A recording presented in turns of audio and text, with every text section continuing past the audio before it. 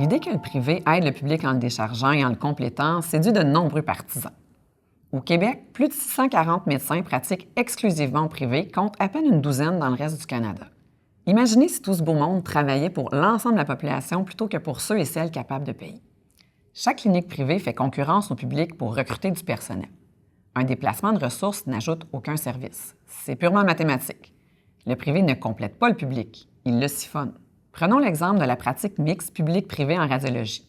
Le nombre de personnes en attente d'un examen en imagerie médicale a explosé, notamment durant la pandémie. Les promoteurs du secteur privé réclament depuis que davantage de services soient offerts dans les établissements privés.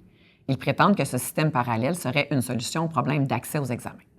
Pourtant, un réseau privé ne fabrique pas de clones. Le personnel qui y travaille vient souvent du réseau public. Donc, plus le privé s'implante, plus il détourne les ressources professionnelles du réseau, aggravant ainsi la pénurie de personnel. Résultat, les délais d'attente augmentent et on réduit l'accessibilité aux services dans le secteur public. La population mérite un système 100% public et ça demande de résoudre la pénurie de personnel soignant en investissant dans le secteur public d'abord et non dans le privé.